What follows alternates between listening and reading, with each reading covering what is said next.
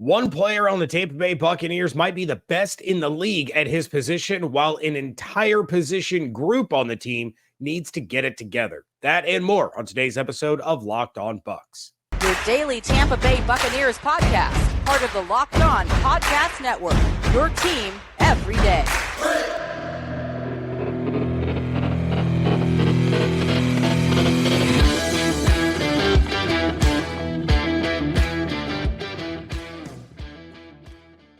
What's up, and welcome into this Tuesday episode of Locked On Bucs, your daily podcast covering the Tampa Bay Buccaneers, part of the Locked On Podcast Network, your team every day. We want to thank you for making Locked On Bucs your first listener view every single day. Don't forget you can subscribe or follow for free on YouTube or wherever you get your podcasts. And of course, you can follow us on Twitter. I am James Yarcho at JYarcho_Bucs. He is David Harrison at DHarrison82. Hosts of Locked On Bucs, credentialed members of the media covering your Tampa Bay Buccaneers. I am the deputy editor of SB Nation's BucsNation.com. David is a staff writer over at Sports Illustrated's FanNation.com or Fan Nation site, BucsGameDay.com. And we are here with you every Monday through Friday, along with our everydayers, and we want to share our appreciation for your continued support of the show. Today's episode of Locked On Bucs brought to you by Game Time. Download the Game Time app, create an account, and use promo code LOCKEDONNFL for $20 off your first purchase. Last minute tickets, lowest price guaranteed. On today's episode of Locked On Bucs, we're going to stash some things, we're going to trash some things, and we're going to talk about the NFL starting to finally buy in to what the Tampa Bay Buccaneers are selling, putting them in front of more eyeballs coming up, not this weekend, but next weekend. But first, James, I wasn't here for the live episode that you did following the Buccaneers' thrilling win over the New Orleans Saints, but killed it as usual. Did a great job. Shout out to all the everydayers and Bucs fans that showed up for that. Certainly a fun episode and a fun chat room. Ross Jackson will be healing for quite some time from some of the wounds that he took in that live chat. But I did want to share a couple of thoughts from my version or what I saw in the game. And I know that you've already talked about one part of this, which, by the way, Antoine Winfield, I support that nickname. So I know there's some people who don't like that nickname, but I support that nickname because Antoine Winfield Jr.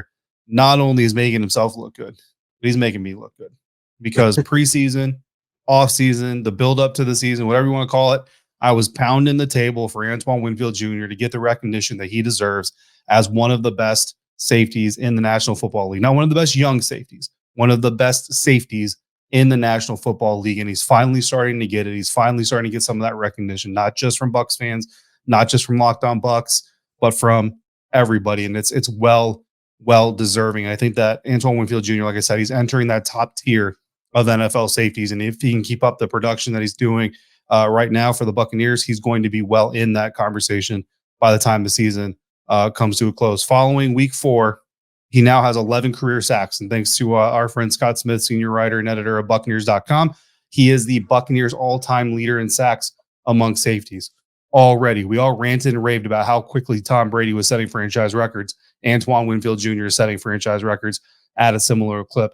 Likewise, thanks to Bucs Communication, specifically Ben Yarrington of Bucs Communication, who tweeted, quote, Antoine Winfield Jr. becomes the first player since Justin Houston in 2018 to record multiple games with 5 or more tackles, a sack, a forced fumble, and a fumble recovery in a single game. Again, nobody since Justin Houston 2018 has done this in multiple games in one season. And Antoine Winfield Jr. has done it in 4 games this season.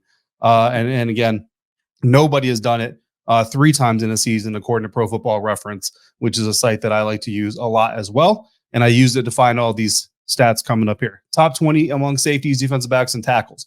Tackles for loss, forced fumbles, fumble recoveries, sacks. Top 2 in fumble recoveries and sacks among all safeties and DBs in NFL history through their 4th seasons. Except, again, Antoine Winfield Jr. is 4 games through his 4th season. So he's not even close to finishing his 4th season, and he's already top 20, top 2 in so many different categories.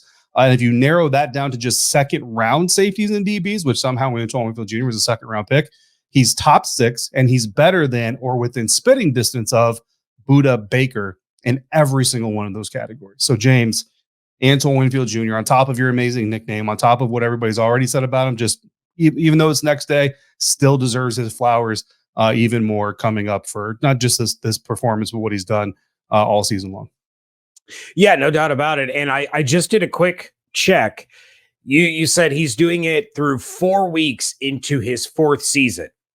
But Antoine Winfield Jr. missed 4 games in each of the last 2 seasons. So really, even throwing out the additional 17th game, he's done all this in less than 3 complete old school seasons because he's so good. He's so good, David. And I mentioned it on the live. For those that didn't watch it, please go back and watch it. It was a real good time. You and I talked all off season about how Antoine Winfield Jr. was playing at an all-pro caliber level and was derailed by injuries. And he didn't get that all-pro love. He didn't get that Pro Bowl love, but it wasn't because he wasn't playing at that level. It's because he kept getting hurt and missing time. And when he would come back, he would still miss parts of games. So, yeah, Antoine Winfield Jr. is just, oh my goodness, he's going to get so much money. Yeah, he's going to get paid, and that's going to be a conversation we've got to have here on the show. And I know that's coming up this week later on. So make sure you guys come back for that conversation because it's not a singular conversation. There's a lot of layers of this thing, and James is going to have that conversation later on for you this week. Another thing that I came out of this game with, James, and this is going to be on the other opposite side of the spectrum, a not so good thing. The Buccaneers got to figure out this running game during the bye week because it's not good. And I'm not even talking about the offensive line really, because yes, the offensive line certainly we all knew, and it's going to be a conversation all year long, could certainly be better. And, hopefully this time next year, there'll have been some things, whether it's progression or whether it's replacements to make that unit better. But Rachaad White, right now, the only Buccaneers running back graded in the green, according to PFF. And as much as I love seeing the young Sun Devil graded in the green, he needs some help. Neither Sean Tucker or Keyshawn Vaughn has a yards per carry average over 2 yards. Neither of them has forced more than 1 forced missed tackle per game on average. Neither of them has a single explosive run on the resume this year. And the two have combined to run for 1 first down. Again, all that according to PFFs. We said it in the offseason. You said it. I said it. Rachaad White can't do this alone. We love Rachaad White. But the days of most NFL running backs or running back groups being one back systems is nearly gone. Derrick Henry is probably the closest thing you really have. And even Tajay Spears, rookie out of Tulane, is getting a lot of more recent burn, I would say, for the Tennessee Titans. But Rachaad White right now has to carry the load by himself because Chase Edmonds is out until probably at least the Buffalo Bills game, if not a little bit longer. So what's the answer? The most obvious answer out there on the market, which is not going to happen, is Jonathan Taylor. But according to A to Z Sports, who had a reported inside report on the teams questioning the Colts about Jonathan Taylor's availability, the Dolphins, Packers, Steelers, Rams, Chiefs, Bills, Commanders have all reached out. Guess who hasn't? The Tampa Bay Buccaneers, which means they're rolling with Rachaad White and these two other guys who, credit to the UDFA for making an NFL roster. I applaud you, but they're not doing anything really to help Rachaad White and this Buccaneers run game get off the ground. And Chase Edmonds, even if he comes back for that Bills game, again, he's coming back after missing 4 to 6 weeks of NFL action. He's not just going to show up against the Buffalo Bills and be running at the same clip that he was when he got injured. And that wasn't great, but it was certainly better than what we've seen so far. Yeah, the run game has been frustrating. And I know I've talked quite a few times on this show about sticking with the run game, even though the results aren't there. I keep bringing up John Cooper's quote. I'm not going to say it again. People have heard it enough, but I keep bringing that up because even Dave Canales himself said that they're going to be stubborn with the run game and sticking with it, even though the results weren't there, happened to work against the New Orleans Saints on Sunday at the end of the game. You saw Rachaad White start to break off some chunk runs. Keyshawn Vaughn had a couple of decent runs, nothing fantastic, nothing great, but he had a couple of decent ones. And I did see Dave Canales talking about how Keyshawn Vaughn was kind of the number 2 running back in that game because he has seen the Saints more than any other running back in this stable because he's been here the longest. So, that's why we saw more of him than we did Sean Tucker. I had assumed it was because Sean Tucker's production had gone down each week. So it was time to give somebody else an opportunity. But you're 100% right. It's not solely on the offensive line. Granted, some of their issues are not helping matters. But, we saw, in 2 weeks now, the Buccaneers have a relatively effective running game. And then in 2 weeks, it just was completely stifled and non-existent. So there has to be a happy middle here. They can't go alternating weeks where there's no run game, then there is a run game. Something's got to be figured out. And you're 100% right. On top of all the injuries that need to get right in this bye week, Dave Canales needs to go back to the drawing board, figure out how they can get these running backs to be more successful throughout the season and throughout games. Yeah, absolutely. And not just from this week, but we've got a stash it and trash it segment coming up here next on Locked On Bucs. We're not just sticking to this last week. I mean, we are sticking to this last week, but we're also talking about the first quarter of the season. The Buccaneers 3-1 on top of the NFC South. Who could have seen it coming? I'm going to give myself a little bit of credit because I saw it coming in the offseason, even though my regular season projection was a little bit off. We're not going to talk about that, though. But stash it and trash it coming up next on today's episode of Locked On Bucs, part of the Locked On Podcast Network, your team every day. And today's episode of Locked On Bucs brought to you by Game Time. Buying tickets to your favorite events should not be stressful. They should be about as stressful as the Tampa Bay Buccaneers game against the New Orleans Saints was, because that was not very stressful. Sorry, Saints fans. It just wasn't. With the Tampa Bay Rays in the Major League Baseball playoffs, you want to make sure that you're in the house for all the exciting October action and not dreading the ticket buying process. Game Time is the fastest and easiest way to buy tickets for all sports, music, comedy, and theater near you. With killer deals on last-minute tickets and their best price guarantee, you can stop stressing over the tickets and start getting hyped for the fun you'll have. Easy to find and buy tickets for every kind of event in your area. The Game Time guarantee means you'll always get the best price. If you find tickets in the same section and row for less, Game Time will even credit you 110% of that difference. It's the fastest growing ticket app in the country for a reason. Get your images of your seats before you buy them, so you know exactly what you're going to see before you arrive. Snag the tickets without the stress with Game Time. Download the Game Time app, create an account, and use the promo code LOCKEDONNFL for $20 off your first purchase. Terms apply. Again, create an account, use the redeem code LOCKEDONNFL for $20 off. Download Game Time today. Last minute tickets, lowest price guaranteed.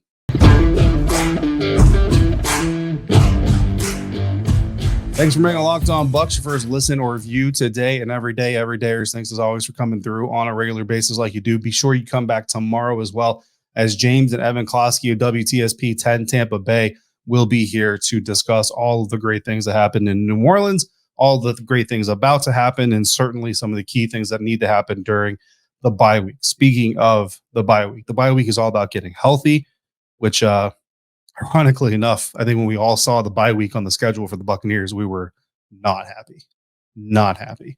But now you look at the Buccaneers roster, you're going, thank you. Thank you, NFL. Appreciate you for that early bye week. 100%. Good thing the NFL's got the script. You know what I mean? We didn't have the script. We didn't know. Right. We didn't know, guys. We didn't know, but they knew. They're like, hey, look. I want to know which one of the script writers decided to insert Taylor Swift into the NFL in week 3. I mean, that's pretty creative, but I want to know, what school did they go to? Because what's Pitt's rival? I don't know what Pitt's rival is, but do they have a rival? I'm sure they do. I don't know. I'll bet it. Whoever Pitt's rival is, that's who the writers went to school with, because they just hate all the Pitt players. I mean, Kenny Pickett going down, Kalijah Cansey, you know what I mean? Servase Dennis, you got their young running back out there in New York that got injured, and now Kenny Pickett's injured. So according to this, their rivals are Cincinnati, Notre Dame, which Penn State, the in-state rivalry, Syracuse, and West Virginia. I think it's interesting that Cincinnati is one of them, because you have been a Bearcat supporter in the past. The Buccaneers are 3-1. So I'm thinking whoever the Cincinnati Bearcat writer is that hates the Pitt Panthers also likes them some James Yarcho. So that's the most obvious connection to make there. Let's get into Stash It and Trash It, because we're 2 minutes into the segment and we're just off the rails. I'm going to start with Stash. I'm going to go a little bit quicker so we have time to get all of this in. But I'm stashing, and this isn't just from this last week, although it certainly is from this last week, but it's from the entire first quarter of the season. I'm stashing Baker Mayfield. And yes, everydayers, I am the Locked On Bucs co-host that said I did not want to see this team bring in Baker Mayfield. It wasn't because I hate Baker Mayfield. It was because I thought he would make them a middle-of-the-road team that would then take them out of the running for a future franchise quarterback. But Baker Mayfield has me believing, and I think a lot of Bucs fans believing, that this could be a playoff team, that this actually, I would say, is a playoff team pending health and everything else, right? That this is a playoff team, especially in the NFC South. I mean, they just boat raced the New Orleans Saints. And then Saints fans and Saints media, they're going to say, yeah, but Derek Carr's shoulder. Yeah, but I don't know, Chris Olave being lazy. Like, rip my heart out, Chris Olave. You know what I mean? I support all my Buckeyes, and you're just out there roaming around the field like you're Devin White on Thursday night against the Baltimore Ravens. And they're going to talk about a lot of these injuries. And well, Alvin Kamara just came back and everything else. The Buccaneers came in without Jamel Dean, and they lost Ryan Neal in the very what was it, snap one? Like he was barely on the field longer than you or I were, James.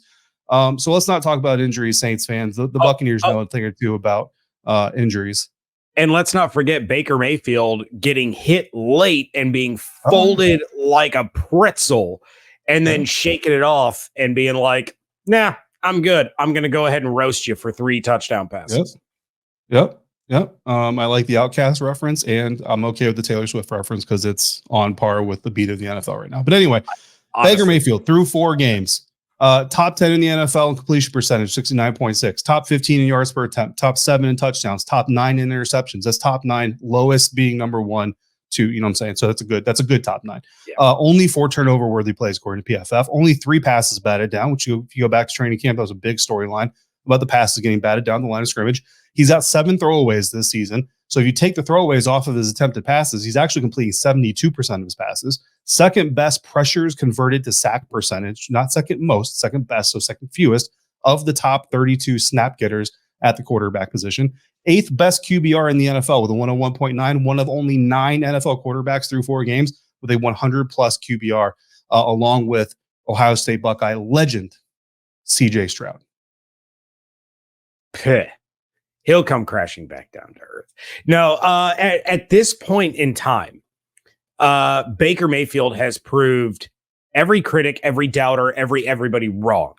And if you are not buying in to what Baker Mayfield has done through the first quarter of the season, it's because you flat out do not want to.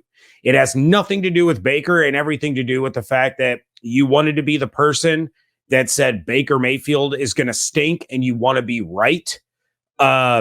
Because Baker Mayfield is doing it all for this Buccaneers team with his arm, with his legs, with his personality, with his attitude, with his grit, with his toughness, all of it.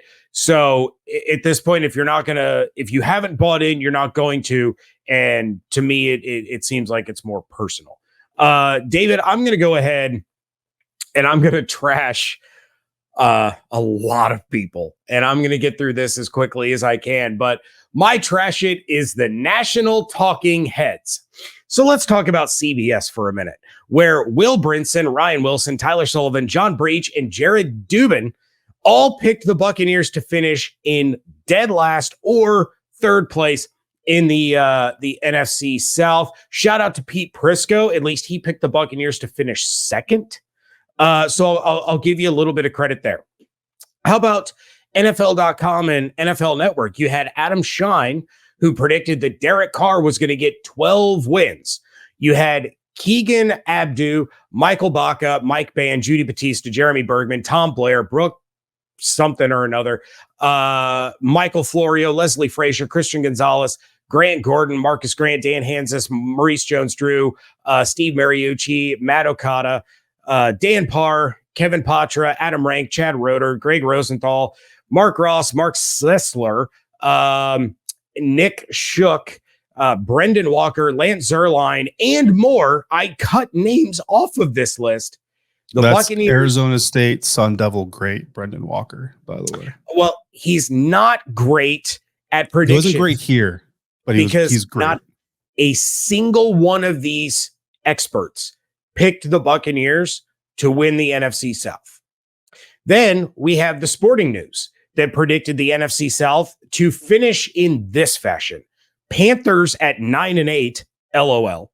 The Saints at 8-9, the Falcons at 6-11, and the Buccaneers at 4-13. So barring the biggest collapse in NFL history, the Sporting News is wrong, and they said the Panthers may already have the best new starting quarterback in the division, with Bryce Young having better pedigree at this point than Derek Carr, Desmond Ridder, and Baker Mayfield. Whoops. He also might get the best overall support from versatile skill players and defense. Whoops. They edge the slight favorite Saints while the Falcons flop under Arthur Smith and the Bucs go back to lowly without Tom Brady. Then everyone at Pro Football Talk picked the Saints to win the NFC South. So once again, the national heads, the people that don't pay attention to the Buccaneers said, oh, Tom Brady retired. This team stinks. Yeah. Whoops. Well, it's just another example of the overvaluation of quarterbacks. And listen, the quarterback is the most important position on the field. The quarterback player is the most important player on an NFL team. There's no doubt about that. But this belief that Tom Brady showed up and all of a sudden these Buccaneers pumpkins all turned into princes is not the narrative. You know what I mean? This Buccaneers roster had talent before Tom Brady, has talent after Tom Brady. And yeah, I mean, we've talked about this a lot during the offseason. Why people thought the Carolina Panthers were just suddenly going to take Bryce Young and become this super challenging team when they traded away the best weapon they had during the season last year. The only relative or relevant wide receiver they had. Look, Adam Thielen, I'm a fan, but the Minnesota Vikings opted to go with the 4th or 5th drafted receiver in this year's rookie class instead of him. Like, they didn't trade him away or let him go and then move up to get like the best receiver in this year's class. They got rid of him and they said, we'll wait for whoever we get. Zay Flowers, come on down. We got you. No problem. I mean, they did go get Odell Beckham too, but you get my point. You know what I'm saying? They went for a veteran coming off of an ACL and just whatever rookie fell into their lap versus Adam Thielen. That's not a good glowing endorsement. But James, we got 2 more things to stash and trash coming up next on today's episode of Locked On Bucs, part of the Locked On Podcast Network, your team every day. FanDuel is America's #1 sports book, and right now new customers can bet $5 and get $200 in bonus bets guaranteed. Plus, all customers who bet $5 will get $100 off NFL Sunday Ticket from YouTube and YouTube TV. The Tampa Bay Buccaneers were far and away the longest odds to win the NFC South, and through 4 weeks, they are sitting at 3-1 and clearly have the best quarterback in the division. But they still haven't done enough to convince FanDuel, who still has Tampa Bay with the second best odds to win the NFC South at plus 185, which means you can take advantage of FanDuel's clear Saints bias. What are you doing, Ross Jackson?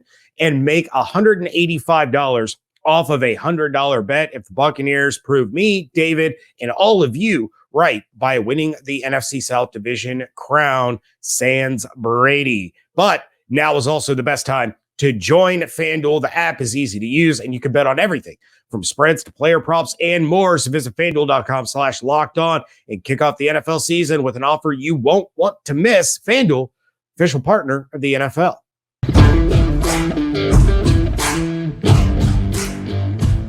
Wrapping things up here on a Tuesday edition of the Locked On Bucs podcast. David, let's run through the rest of this stash and trash before we get to some fun news about the Tampa Bay Buccaneers. And my stash it is Chase McLaughlin, the Illinois guy. I'm going to point to my block eye behind me. So far on the season, Chase McLaughlin, 3 for 3 from 20 to 29 yards, 2 for 2 from 30 to 39, 0 for 1 from 40 to 49, but that one was blocked in the win against the Chicago Bears, 2 for 2 from 50 to 59, and 7 for 7 on extra points. So that means that Chase McLaughlin is 100% on his extra points, 87.5% on his kicks. He is bringing reliability. He is bringing confidence. He is bringing consistency. And yes, I liked Ryan Suckup as much as most of our listeners and viewers did, but McLaughlin's got a little bit more boom in that leg of his because we all knew that there was like normal field goal range and then there was Suckup field goal range where anything beyond like 45 yards, it was a coin toss. Mm-hmm. McLaughlin, he's got the leg, he's booting them from over 50 yards. And again, for a team that had decade-long trouble at the kicker position, this is absolutely fantastic to see. Absolutely. I'm going to follow that up with my trash it for this quarter of football, and that's the Buccaneers sack rate. Listen, the Buccaneers have wanted to get better on their pass rush the last 2 years running, the last 2 off seasons running. Last off season did not go well. Losing Shaq Barrett certainly didn't help. This year they've got Shaq Barrett back. They haven't had Kalijah Kancey on the field very much, almost not at all. So that certainly isn't helping things either. But the Tampa Bay Buccaneers, as a Todd Bowles defense are blitzing a lot. They've blitzed more than 29 other NFL teams coming into week 4. That has produced the 15th ranked sack per pass attempt percentage, 8.05%. Ahead of Monday Night Football, which has not finished before we recorded this episode. Tampa Bay is currently tied for 10th in the NFL with 12 sacks on the year, which is not terrible, right? But, and truth be told, the New York Giants and Seattle Seahawks would each need 10 sacks in this one game alone to even tie them. So most likely the Buccaneers are still 10th in the NFL in sacks right now as you're watching or listening to this episode. But when you're blitzing the third most in the NFL, you need to be better than top 10 because you're leaving your cornerbacks on islands. You're leaving your safeties in one-on-one coverage. You're leaving your linebackers against running backs and tight ends a lot when you're blitzing the third most in the National Football League. Tampa Bay, though, is 8th in pressures with 35 of them. So again, this isn't necessarily the pass rush is trash. What it is pass rush is good, needs to be better. If they can turn even 3 of those 35 pressures into sacks, that would make the Buccaneers the third best sack team in the NFL right now. And that would go with their third highest blitz percentage. So that's all I'm asking for. 0.75 sacks per game more. And I think that the drastic, while that feels like a minuscule improvement in actual sacks, I think it would have a drastic impact on what happens in Buccaneers games. Yeah, I would like to see that improve. At the same time, I'll play devil's advocate because I'll bet some of our listeners and viewers are saying this to their computer or their phone or wherever they're listening to this. The Bucs would probably be at that point if maybe the Saints and Eagles hadn't gotten away with some of the holds that they got away with. I realize officiating, it hasn't been great, but it's never great. Also, none of these officials are going to be perfect. Like there's going to be mistakes, and the Buccaneers have benefited from some officiating mistakes. I'm not saying that the Buccaneers are the only team getting picked on, but there have been some times. And the one that jumps out to me the most from Sunday's game was Yaya Diaby getting absolutely roped on a very blatant hold that did not get called. That's probably a sack. You had the Jalen Hurts touchdown pass to Zucchini on Monday Night Football that everyone was going crazy over. And it's like, yeah, there was a dude got clotheslined, and that's probably a sack. So yeah, I'm with you 100%. The sacks do need to go up a little bit, but I think officials not being good. It must be an NFL season that ends in a Super Bowl. I will tell you this real quick. I'm not going to say names or specifics, but myself and another media member, we're trying to have a very honest conversation with an official that was at a training camp about a rule. And we were asking a very innocent question, and said official got very defensive, and we were like, we're literally just asking for education, very defensive. And we're like, okay, we're good. We're good here. We're good here. Like I said, this isn't a bad point. I know it's trash, right? So obviously it comes with like a negative connotation. I'm not saying their pass rush is bad. I just want it to be better is what I'm saying. I want to see improvement from it in the next quarter. But James, it is time for everybody to flex. I'm not flexing on this screen because the Tampa Bay Buccaneers have been flexed. The Buccaneers and the NFL announcing that their Week 6 game against the Detroit Lions, which is also significant because of why? It's Creamsicle Day. Oh, hang on. It's Creamsicle Day. I was not prepared. Yeah. All right. Yeah. I also didn't turn off the looping. That went terrible. The Buccaneers will play the Detroit Lions in Week 6 at 4:25 p.m. Eastern Time instead of 1 p.m. Eastern Time, which means the Bucs and Lions will join the Cardinals and Rams, gross, Eagles and Jets, gross, at 4:25. Although the Jets, they did pretty good against Kansas City Chiefs. We'll see. So the Buccaneers obviously going to play in front of a lot more eyeballs, James, now that they're in that mid-afternoon slot. What does that mean to you, and how important is that to you for the Buccaneers to be playing in that time slot? I don't know if it's really important to me so much as what it means my interpretation of why they did this is you have a team that likely in week 6 is going to be in first place of the NFC North. They were kind of one of those media darlings of the offseason. Everybody was jumping on the Detroit Lions bandwagon. Dan Campbell is eating, smoked and roasted kneecaps, and Jared Goff is looking somewhat competent. And you got Amon-Ra, you got Jahmyr Gibbs, you got the David Montgomery bounce back. It's a great story. It's a fun team to watch. But now they're taking on a team that really nobody expected to be in first place in their division. And I can't do the math that quickly in my head, but I think regardless of week 5 outcomes for the other NFC South teams, the Buccaneers would still be in first place because of the winning percentage.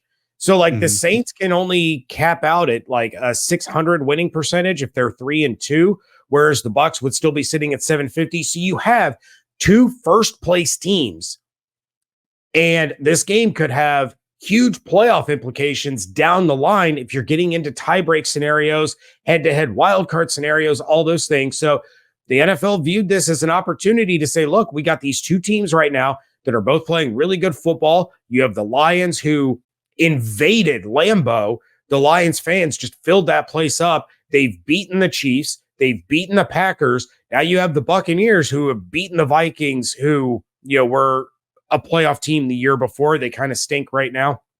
They're coming off of a division win against the Saints. They are the surprise 3-win team. So people are going to want to watch that instead of the Cardinals. Ugh.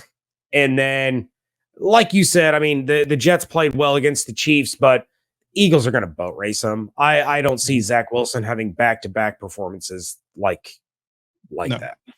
Not at all. And like you said, worst case scenario. So I actually just went through and played it out. If the Falcons beat the Texans next weekend, the Saints beat the Patriots, and the Panthers beat the Lions, and even if the Bears beat the Commanders, the Vikings beat the Chiefs, and the Packers beat the Raiders, the Lions and the Buccaneers are first place in each of their divisions. Boom. Even if that happens. So that's a first place matchup no matter what. And the Panthers are not beating the Lions. So that will certainly be a thing. The Commanders had better beat the Bears, or y'all might see a lot more of me. I may be dropping a show. And the good news is, now that game's at 4:25, you can all join in with me. I will be in Atlanta to watch the Washington Commanders defeat Taylor Heineke and the Atlanta Falcons. And immediately afterwards, I'm going to do a whole lot of work and probably catch the very end of the Buccaneers game, but I will catch as much of it as I can in real time. And the Commanders will actually do the Buccaneers a favor by putting the used to be predicted second or third best team in the NFC South even deeper in a hole behind the first place Buccaneers. Creamsicles. That's great. The Commanders lose to the Bears, maybe they trade for Jameis Winston. Stop it. If the Commanders lose to the Bears, I'm trading my home to whatever moves me to Tampa, Florida, and I will just cover the Buccaneers full time. All I'm saying is he can't be happy in New Orleans when they trust, he's not sprained AC joint guy liner to go out there and not even break 100 yards until the fourth quarter, because they still felt that he gave them a better opportunity to beat the Buccaneers than Jameis Winston did. And then Jameis proved them right by walking on the field. I was going to say, though, he's 0 for 1 with an interception. I was like, bro, I know what you're trying to do, but bro, stop it. You're not helping yourself. Look, I like Derek Carr. I'm not going to throw all the nicknames and insults at him, but I mean, I liked him too. Yeah, now all bets are off. And the report that the Saints said, well, we're not going to put him out there unless he's 100%. There is zero chance that Derek Carr was 100%. I'm sorry. That's just blatantly not true. I'm not calling him a liar. I'm not calling Dennis Allen a liar, but that's not true. But I will call him a fibber face. A fibber face. I will say this camp may be on fire, and Jameis Winston will not put them out if they are. No, he'll probably find an accelerant. With that, we are going to get out of here.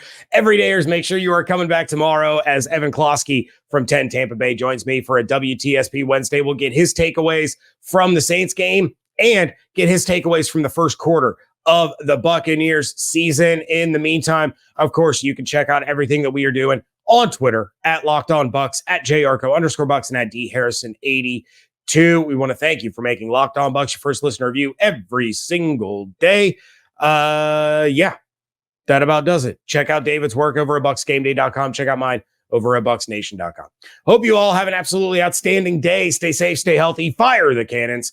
Thank you so much for joining us right here on Locked On Bucs, part of the Locked On Podcast Network, your team every day.